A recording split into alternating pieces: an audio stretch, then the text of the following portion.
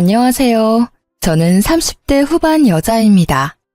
여러분은 헛똑똑이란 말을 들어보신 적이 있나요? 저는 부모님께 가끔 듣긴 했지만 크게 신경 쓰지 않고 넘겼었는데요. 제 인생에서 큰 사건을 겪은 지금은 그야말로 제가 헛똑똑이로 살아왔다는 걸 뼈저리게 느꼈답니다.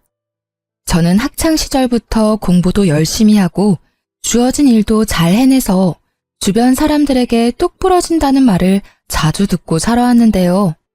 저를 정말 잘 아시는 부모님은 제가 똑똑한 척하는 헛똑똑이라서 막상 제 몫도 잘 챙기지 못하고 허튼 짓을 한다는 걸 잘 알고 계셨던 거죠. 이제는 정말 그렇게 살지 않으려고 더욱 일도 열심히 하고 사람 관리도 허투루 하지 않으며 지내고 있는데요. 얼마 전에 가장 비참했던 시절에 저를 가장 힘들게 만들었던 사람을 우연히 마주치게 되었답니다. 바로 전 신우였는데요. 제가 다니는 회사 안의 화장실에서 딱 마주치고 말았죠. 손을 씻고 있는데 누군가 뒤에서 쏘아보는 시선이 느껴져서 돌아보니 신우가 한쪽 입술만 픽 올리면서 저를 비웃고 있는 게 아니겠어요? 아니, 이게 누구야?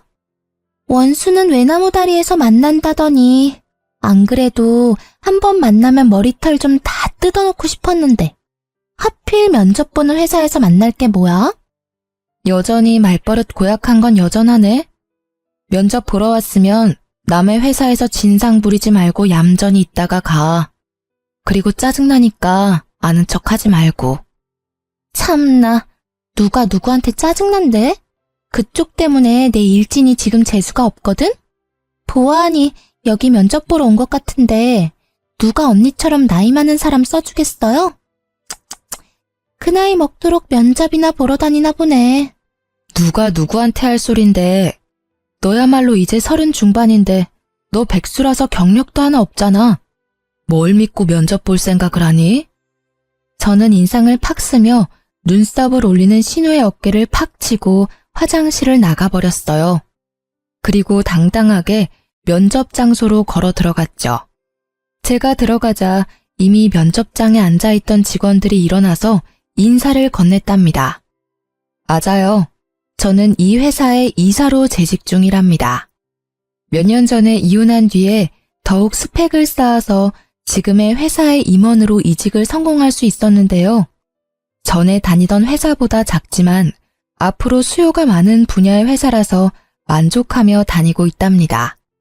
오늘 고객 서비스 센터 직원들을 더 뽑으려고 면접을 보는 자리인데 신우이를 여기서 본 거죠. 저는 신우이가 들어오기만을 기다리면서 다른 사람들을 차례로 면접을 봐나갔답니다. 그리고 드디어 신우이가 다소곳한 표정으로 면접장 안으로 들어오더군요. 정상적인 사람 흉내를 내고 있으니 기가 막혀서 혼자 헛웃음까지 나오더라고요. 신우이가 깍듯이 인사를 하고 고개를 들었고 차갑게 신우이를 보고 있는 저와 눈이 딱 마주쳤어요. 신우이가 저를 보고 제 앞에 이사라는 팻말을 보고는 동공이 마구 흔들리면서 얼굴이 새하얘지더라고요. 다른 직원들의 질문에 덜덜 떨면서 제대로 답도 못하는 신우이를 한심하게 바라보며 예전 결혼 생활을 떠올렸답니다. 사회에 나와서 만났으면 상대도 안 했을 신우이 때문에 죽고 싶을 정도로 힘들었을 때가 있었죠. 도대체 어떤 사연일지 궁금하시죠? 제 이야기를 한번 들어봐 주세요. 저는 사내 연애로 오랫동안 만났던 남자와 헤어지고 1년 동안 방황을 했었어요. 저도 그랬고 회사 사람들도 당연히 결혼까지 할 거라고 생각했지만 그 남자는 아니었던 거죠.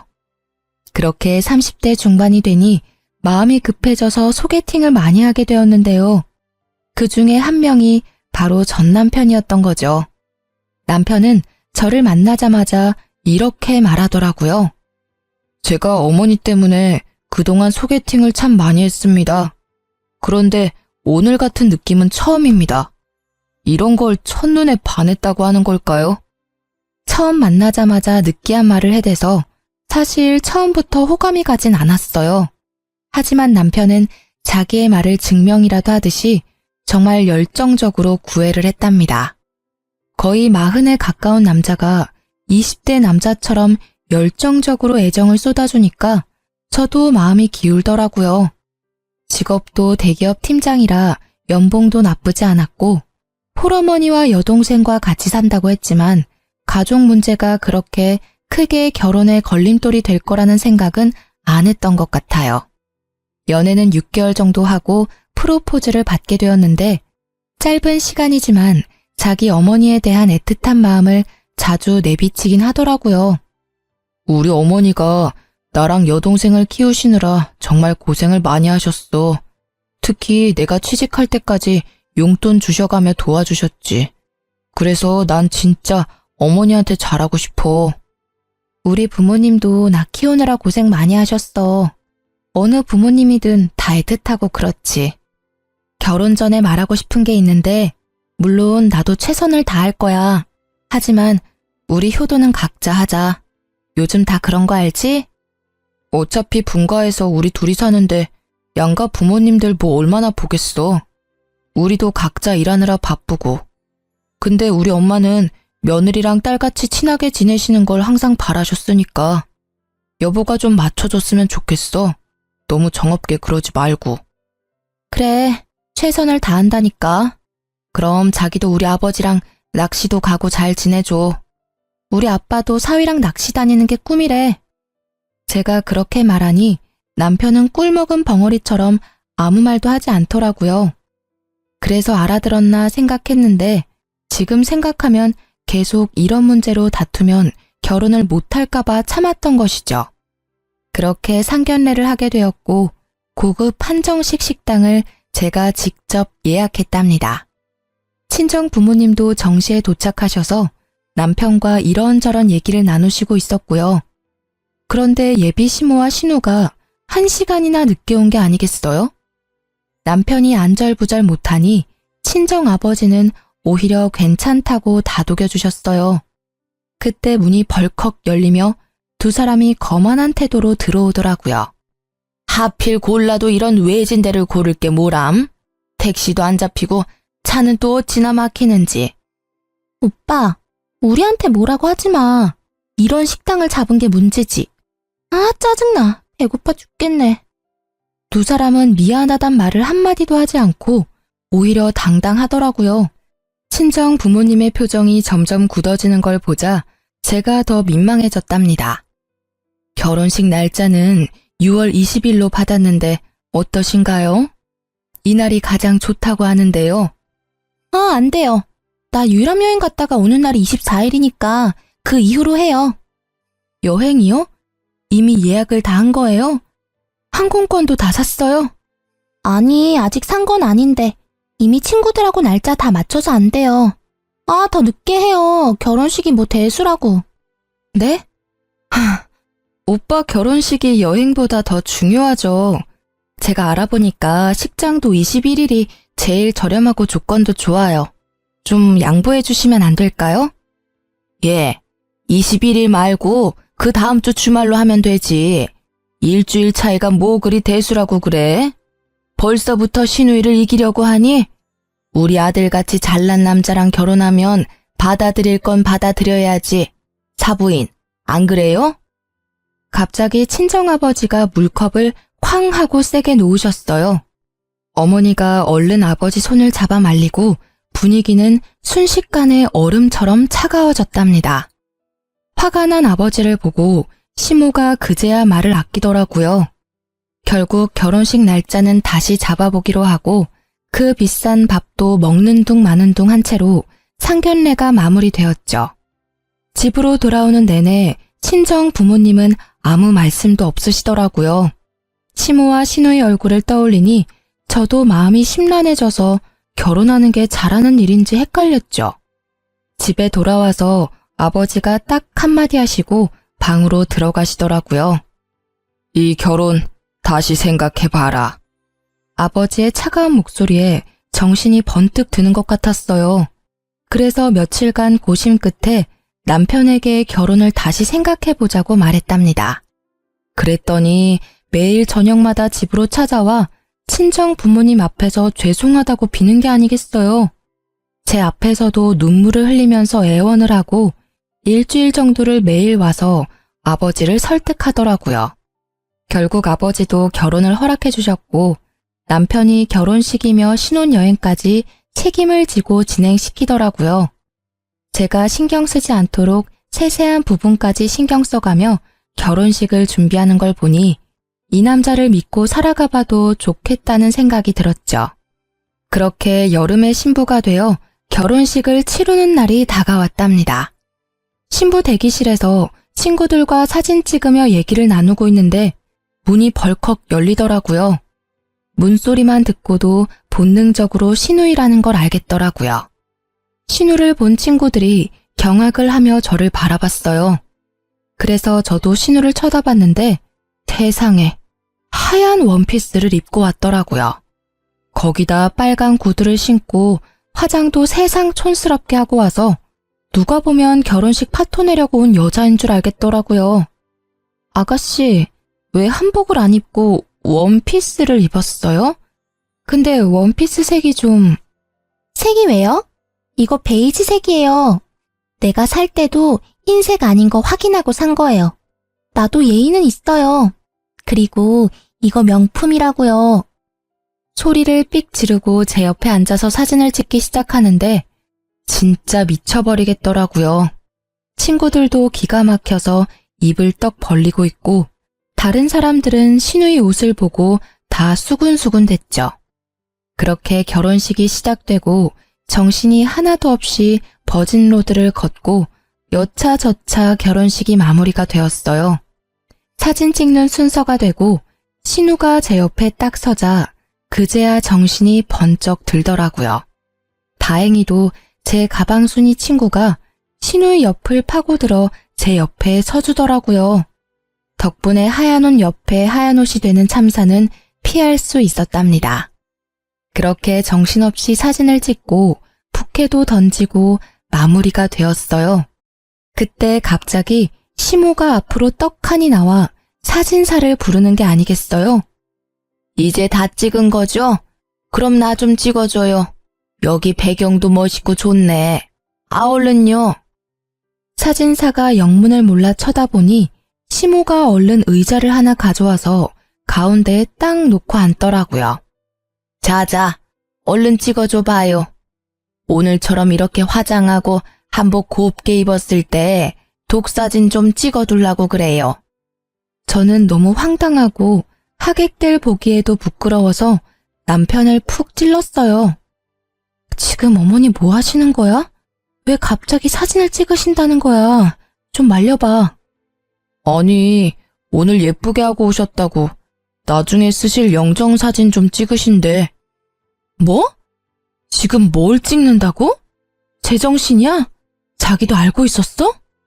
남편은 어깨를 으쓱하더니 뭐가 대수라는 듯이 오히려 놀라는 저를 이상하게 바라보기까지 하더라고요. 사돈도 오늘 한복 곱게 입으신 김에 한 장 찍어둬요. 이게 다 돈 버는 거니까. 결국 친정 부모님은 얼굴이 굳으셔서 자리를 피해버리셨어요.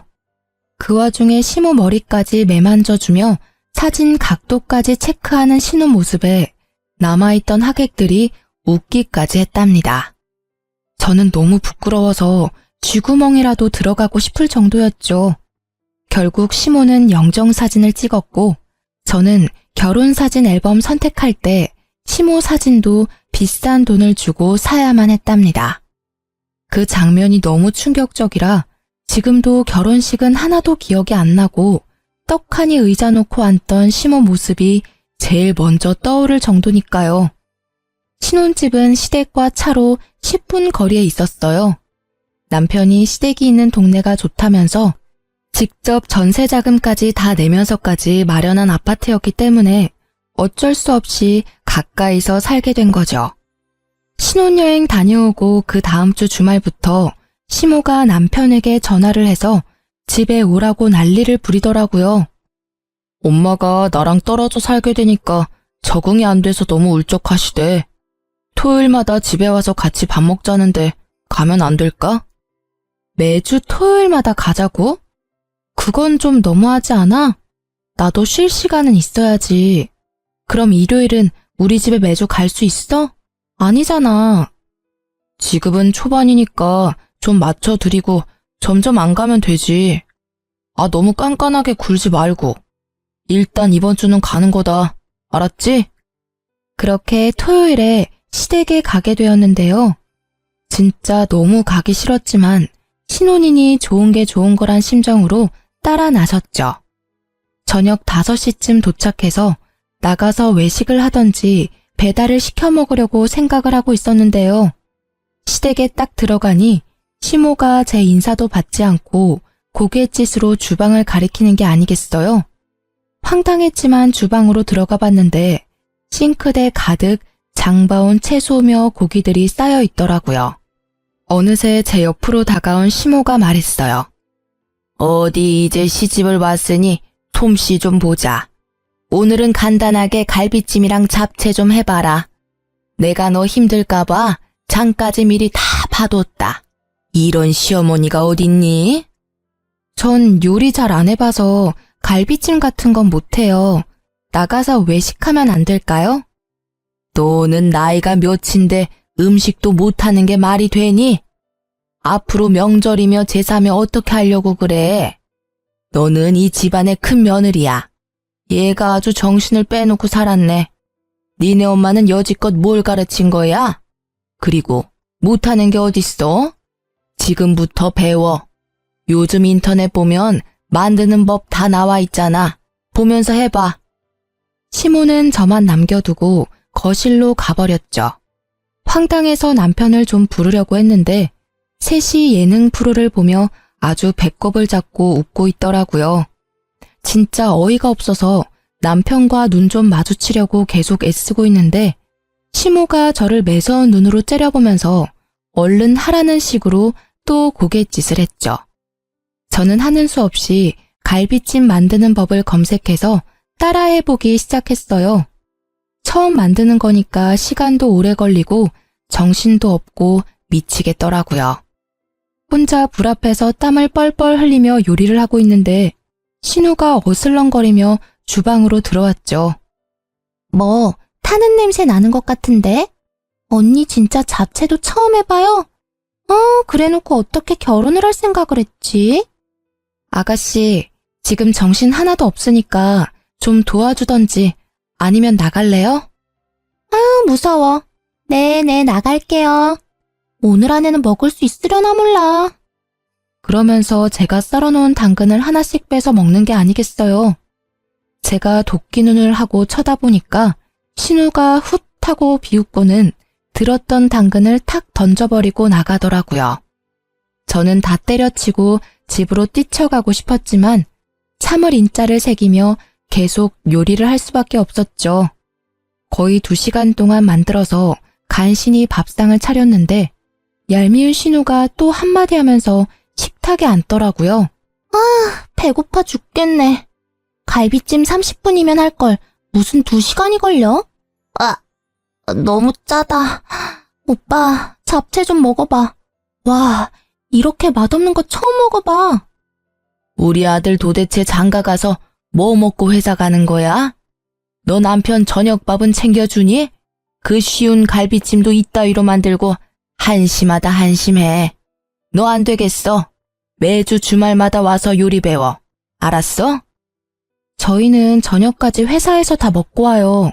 그리고 요즘 밀키트가 얼마나 잘 나오는데요. 돈도 더 절약돼요, 어머니. 말 대답 좀 하지 마라. 너 제사상도 밀키트로 차릴 거야? 에휴, 얘를 뭐부터 가르쳐야 돼?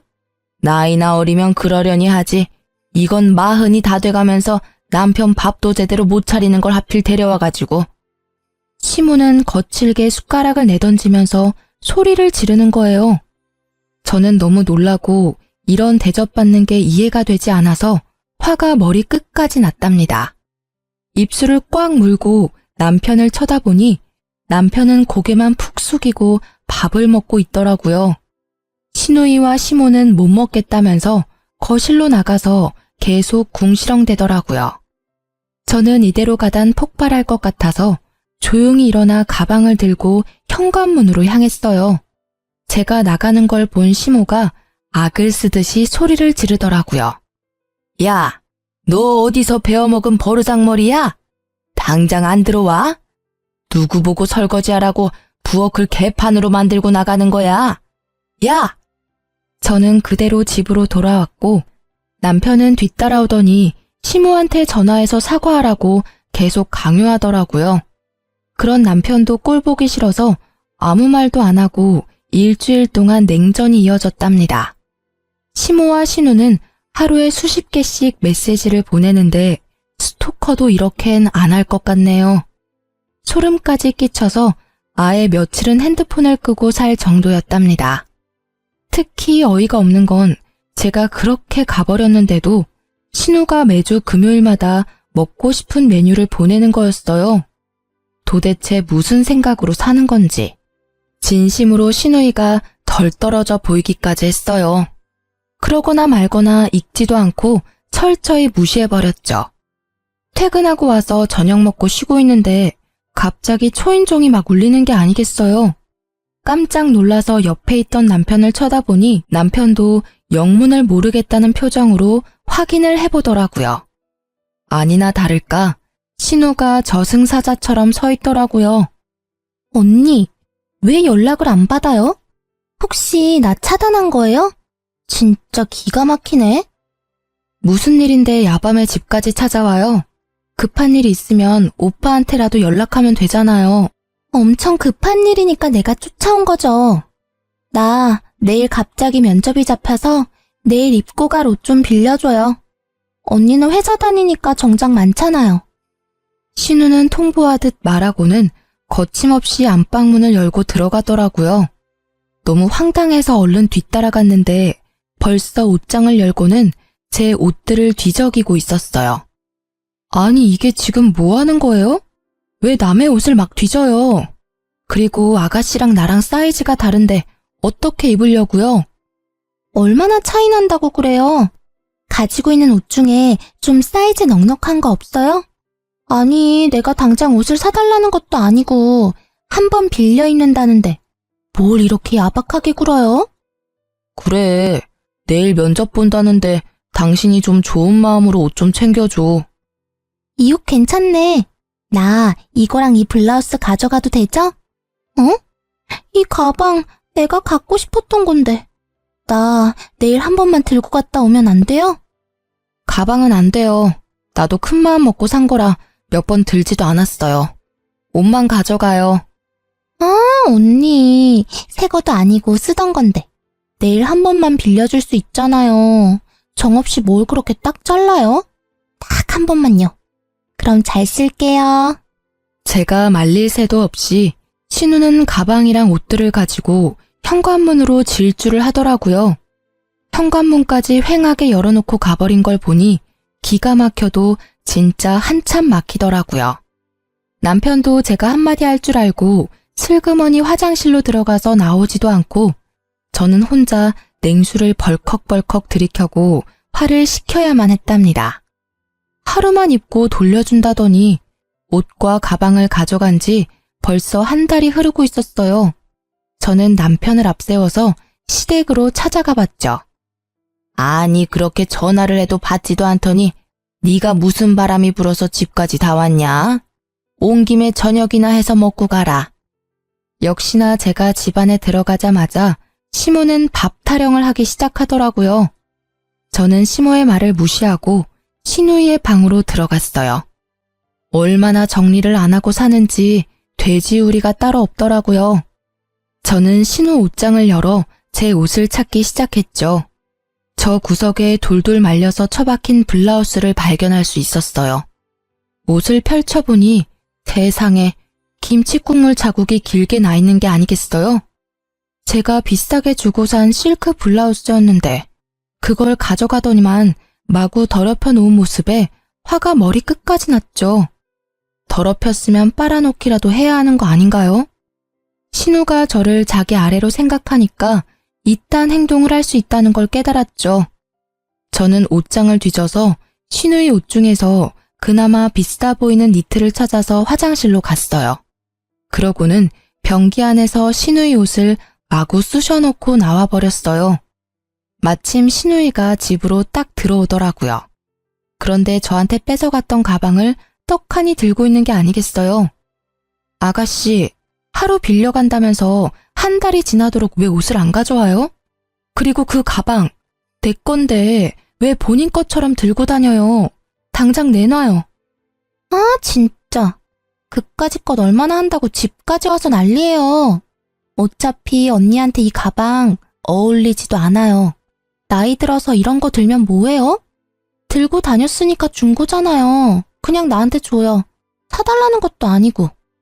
이거 봐요. 옷에도 김치국물 잔뜩 흘려놓고. 아가씨는 기본 예의가 없네요. 당장 가방 내놔요. 저는 신우이 손에서 억지로 가방을 뺏어서 현관으로 가버렸어요. 그때 시모가 달려와서 제 팔을 잡고 저를 휙 돌려 세우더라고요. 야, 이게 보자 하니까 우리 귀한 딸한테 뭐 하는 짓이야? 새언니가 돼가지고 신우이가 면접 본다면 정장 한 벌 쫙 사줄 생각을 해야지. 큰며느리 그릇이 간장종지만한데 집안 잘 돌아가겠다. 어머니, 저도 우리 집에선 귀한 딸이에요. 그리고 생판 모르는 사람한테 숟가락 하나를 빌려도 깨끗하게 닦아서 돌려주는 게 당연한 건데 아가씨 하는 짓 좀 보세요. 그때 신우이가 악하고 소리를 지르는 소리가 들리더니 변기물이 뚝뚝 떨어지는 니트를 들고 제 앞으로 달려들더라고요. 이거 언니가 이랬어요? 진짜 미친 거 아니야? 이게 얼마짜린데? 더군다나 니트를 변기에 쳐박아? 진짜 정신병자네? 오빠 정신병자랑 결혼했어. 나 절대 못 넘어가. 얘가 처음엔 아주 얌전을 떨더니만 아주 무서운 애였네. 진짜 네가 이런 거야? 너 제정신이야? 당장 우리 딸한테 사과하고 당장 똑같은 거 사와. 그럼 아가씨도 내 블라우스랑 뜯어진 치마 똑같은 걸로 사와요. 그럼 나도 그까진 니트 사다 줄 테니까. 그리고 어머니, 덜 떨어진 아가씨 그렇게 계속 감싸면 아가씨 결혼도 못하고 평생 저렇게 살 거니까 정신 차리세요. 저는 할 말을 잃고 어버버하는 시모를 뒤로 하고 남편을 쳐다보지도 않고 집으로 돌아와 버렸답니다. 남편도 바로 저를 따라와서 엄청나게 화를 내더라고요. 시모와 시누이가 핸드폰에 불이 나도록 번갈아가며 전화하는 건 말할 것도 없고요. 한 번도 제 편을 들지 않는 남편한테도 더 이상 실망할 것도 없고 말 섞기도 지쳐서 완전히 무시하고 말도 하지 않고 지냈답니다. 한 달 넘게 남편과 말도 하지 않으니까 남편도 기가 죽었는지 제 눈치를 살살 보며 지내더라고요. 저는 그 사이에 남편에게 모든 정이 다 떨어져 버려서 남편이 쩝쩝대며 밥 먹는 모습도 꼴 보기가 싫을 정도였어요. 그래서 될 수 있으면 야근까지 하고 집에 늦게 들어왔답니다.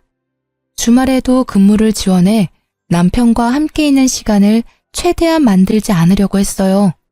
그렇게 몇 달이 지나고 잠잠하던 시모가 슬금슬금 연락이 오기 시작하더라고요. 신우도 이번 주 메뉴를 적어서 보내기 시작하는데 진짜 정신이 이상한 게 아닌가 하는 생각까지 들었어요. 일반적인 사람이라면 이럴 수가 없잖아요. 하루는 제가 정신없이 일을 하다가 전화가 와서 확인도 안 하고 받았는데 앞불싸 신우이더라고요. 이제야 전화를 받네요. 엄마가 이번 주 토요일에 와서 닭볶음탕 만들어서 같이 먹재요. 그럼 지금까지 했던 행동들 용서해주고 다시 잘 지내본다니까 장 봐서 일찍 와요. 내가 용서받지 못할 행동한 게 있나요? 아가씨가 나한테 잘못을 빌어야 될 것 같은데. 아가씨 면접 붙었어요? 떨어졌죠? 그럼 지금 하는 일 없는 백수잖아요. 아가씨가 어머니한테 닭볶음탕 좀 만들어서 효도 좀 해봐요. 됐죠? 말 다 했어요? 나도 알바 하거든요. 나한테 이렇게 대한 거 엄마한테 다 말할 거니까 알아서 해요. 내가 엄마 대신 좋게 말해보려고 했는데 안 되겠네 진짜. 저는 픽 비웃어주고는 전화를 끊어버렸어요. 그날 밤 늦게 집에 들어갔는데 남편이 저를 기다리고 있었는지 소파에 다소곳이 앉아있더라고요. 그러더니 바로 어디론가 전화를 걸더니 대뜸 저한테 핸드폰을 넘겨주는 게 아니겠어요? 인상을 쓰며 전화를 받았더니 시모가 악을 쓰기 시작했죠. 야, 네가 뭔데 시어미를 무시해? 네 부모가 그렇게 가르치든? 너 내가 내일 네 회사 쳐들어가서 다 깨부수고 망신 주기 전에 토요일에 장 봐서 집으로 튀어와. 알아들었어? 저는 시모와 전화를 끊고 남편을 쏘아보았어요. 당신 솔직히 몇 달째 시댁에도 안 가고 안부 전화도 안 하고 너무한 거 아니야? 나한테 쌀쌀맞게 구는 건 내가 참을 수 있는데 우리 엄마한테는 그러지 마. 나 키우느라 얼마나 고생을 하셨는데. 며느리랑 좀 잘 지내고 싶으시다는데 도대체 왜 그래? 그럼 당신은 왜 우리 집에 전화도 안 하고 가지도 않는 건데? 신우가 나한테 미안하다고 상식적으로 한마디만 했어도 내가 이렇게 정 떨어지진 않았어. 아니, 사위랑 며느리가 같아. 사위는 손님이라잖아. 손님이 전화하냐? 그리고 그거 옷 몇 푼이나 한다고 그 난리인지 난 지금도 이해가 안 된다. 가족끼리 싸우기도 하고 화해하고 그렇게 사는 거 아니야? 당신 너무 이기적인 거 알아? 토요일에 무조건 가는 거야. 역시 남편과는 대화가 전혀 통하지 않았어요. 그놈의 닭볶음탕이 이렇게 저를 힘들게 할지는 상상도 못했는데 말이죠. 저는 작년 이맘때쯤에 저를 떠올려 봤어요. 시댁과 남편과 엮이지 않았을 땐 자유롭고 홀가분한 삶을 살았었는데 지금은 너무나 숨이 턱턱 막혀왔어요. 결혼하지 말라는 친구들의 말이 그냥 행복에 겨운 투정인 줄 알았는데 진심이었을 것 같다는 생각이 들었죠. 왜 결혼을 했는지 너무나 후회되고 할 수만 있다면 작년으로 시간을 되돌리고 싶었답니다. 결국 토요일에 장을 봐서 남편과 시댁으로 갔죠. 집 안으로 들어가 보니 시모와 신우는 저를 아는 척도 안 하고 텔레비전을 보고 낄낄대고 있더라고요. 저도 말 섞기 싫어서 바로 주방으로 들어가서 재료를 손질하기 시작했어요.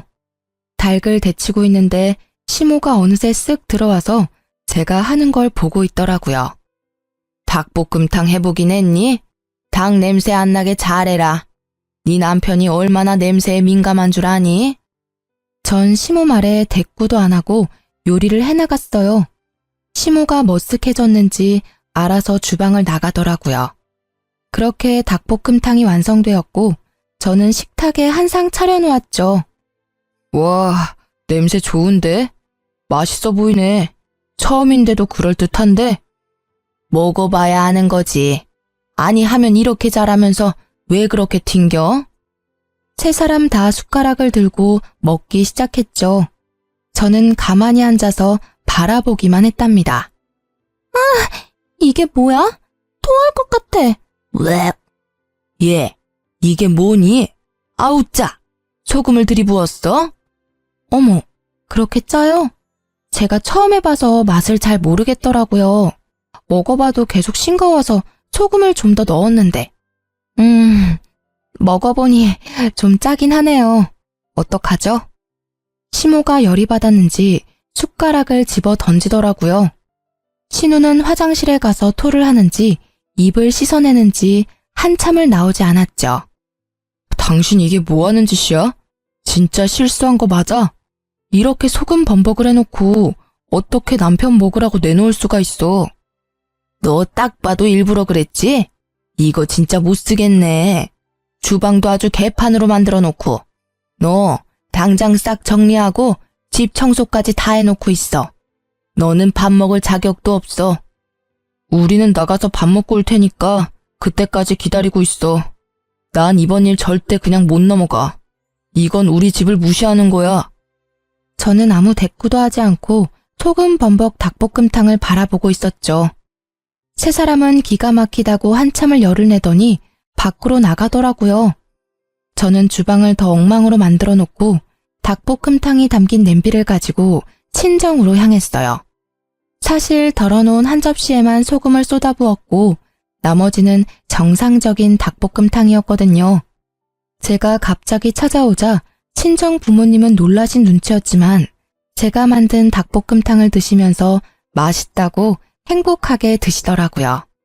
저도 그런 부모님의 모습을 보며 그동안 부모님을 위해 요리 한번 제대로 해본 적이 없다는 걸 깨닫고 제 자신을 돌아보게 되었죠. 부모님과 식사를 마치고 수다를 떨면서 오랜만에 평화로운 시간을 보내고 있는데 아니나 다를까 핸드폰에서 불이 나도록 연락이 오기 시작했어요. 30분 정도 지났을까? 친정집 현관문을 누가 미친 듯이 두드리기 시작했답니다. 놀라신 부모님이 현관문을 열자 남편이 씩씩대며 서 있더라고요. 아니 자네 이게 무슨 일인가? 왜 이렇게 문을 부수듯이 두드려? 제 처 여기 있죠? 아무리 전화를 해도 받아야 말이죠. 야, 당장 나와. 야라니? 자네 왜 이렇게 흥분을 했나? 도대체 무슨 일인가? 저게 우리 집 주방을 개판으로 만들고 일부러 소금을 들이부어서 제 동생은 죽을 뻔했다고요. 아니 시댁을 얼마나 무시하면 그딴 짓을 합니까?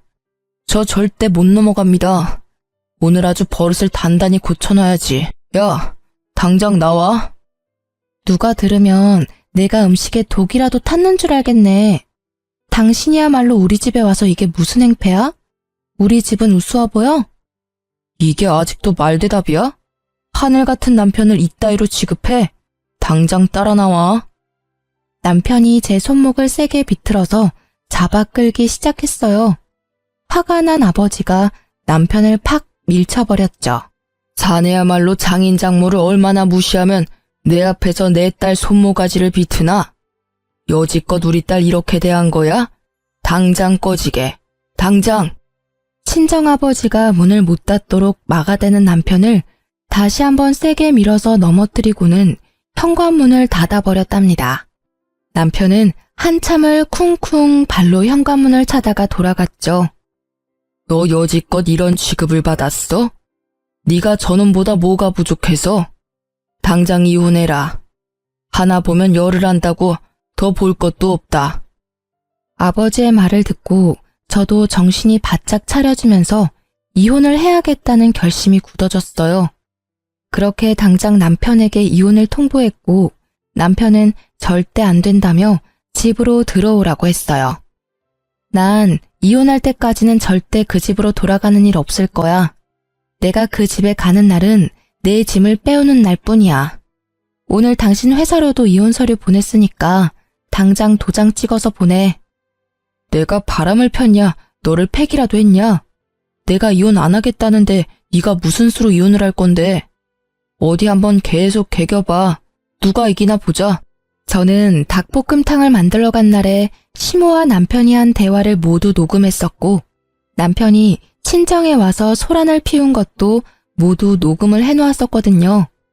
일부분을 남편에게 보내자 남편이 일단 이혼 서류 들고 만나자고 태도를 바꾸더라고요. 그래서 약속 장소로 나가서 남편을 기다렸답니다. 문 쪽이 소란스러워 뒤돌아보니 시모와 시누이와 남편이 같이 몰려 들어오더라고요. 시모는 저를 보자마자 제 따귀를 마구 때리기 시작했어요. 저는 너무 놀라서 대응도 못하고 몸이 굳어버렸죠. 누구 마음대로 이혼이야? 너는 내가 오늘 버르장머리를 확실히 고쳐놓을 거야. 니까짓 게 뭔데 우리 집안을 무시하고 쑥대밭으로 만들어? 그것도 모자라서 우리 아들을 이혼남 만들겠다고? 이게? 지금 저 때린 거 후회하실 텐데요. 누군 이혼녀 되고 싶어서 되나요? 제 인생도 그쪽 때문에 아주 더럽게 꼬였네요. 보자 하니까 우리 엄마한테 뭔 말버릇이야? 이번엔 신우가 달려들어 제 머리채를 잡고 흔들기 시작했어요. 제가 신우의 팔목을 마구 핥히어대자 시모가 제 팔을 붙들지 뭐해요. 제가 무차별적으로 당하고 있는데 남편은 그 모습을 보고만 있더라고요. 여기요, 경찰 좀 불러주세요. 사장님! 제가 소리치자 시모가 제 입을 틀어막기까지 하더라고요. 경찰이 올까봐 무서웠는지 저를 끌고 밖으로 나가려고 하길래 안간 힘을 써서 주저앉아 버티기 시작했답니다. 사람들이 신고를 했는지 다행히도 금방 경찰이 출동했고 다 같이 경찰서로 향했어요. 제 인생 처음으로 경찰서에 와서 조사도 받고 결혼하고 참 별일을 다 겪는다 싶었죠. 저는 경찰에게 폭행죄와 협박죄로 세 사람 모두 고발하겠다고 하고 진술서를 적기 시작했고 그 모습을 보던 세 사람이 펄쩍 뛰었죠. 아니 가족끼리 좀 다툰 거 가지고 무슨 협박죄? 형사님 얘 좀 보세요. 말도 안 되는 소리를 하고 있네 진짜. 혜언니가 좀 정신이 이상해서 우리가 좀 주의를 준 거예요. 그리고 뭐 증거 있어요? 우리가 때린 증거 있냐고요. 참나 증거는 차고 넘치네요. 목격자도 많고 카페에는 CCTV도 있습니다. 일단 고소 진행한다니 조사 들어가면 알게 되겠죠. 경찰 말을 듣고는 시모가 갑자기 제 손을 덥석 잡고 비굴하게 미소를 짓더라고요. 아유, 얘. 내가 너무 화가 나서 정신이 어떻게 됐었나 보다. 정말 미안하다. 우리 서로 간에 이해하고 용서하고 다시 잘 지내보자. 우리 가족 아니니? 저를 정말 가족으로 생각하셨으면 그렇게 개 패듯이 패진 않았겠죠. 아니죠. 키우던 개도 그렇게는 안 때리겠어요. 저는 절대 합의도 고소 취하도 안 할 거니까 법대로 해요. 형사님, 계속 진행해주세요. 남편이 점점 일이 심각하게 돌아가는 걸 느꼈는지 저에게 조용히 말하더라고요. 고소 취하하면 이혼해 줄게. 원하면 지금 당장 도장 찍어줄게. 저는 바로 가방에서 이혼 서류를 꺼내서 남편에게 내밀었어요. 남편은 바로 도장을 찍어 건네줬죠. 일단 고소를 나중으로 미루고 이혼 서류부터 접수했고 시댁에게 폭력을 당했다는 증거가 있어서 좀 더 빠르게 판결을 받을 수 있었어요. 그렇게 1년이 채 넘지 않은 결혼 생활의 종지부를 찍게 되었답니다. 이혼 확정 신고한 바로 다음 날 저는 다시 해당 경찰서에 찾아가 고소를 진행했고 몇 달이 지나 시모와 시누이에게 폭행죄로 벌금이 선고되었다는 걸 통보받을 수 있었어요. 그리고 바로 남편과 시모에게 계속 연락이 왔고 제가 받지 않자 온갖 욕을 해대며 음성 메시지를 잔뜩 남겨놓았더라고요. 전 상대하기도 싫어서 바로 핸드폰 번호도 바꾸어 버리고 남편과 시댁 자체를 머릿속에서 지워버리려고 온갖 노력을 했어요.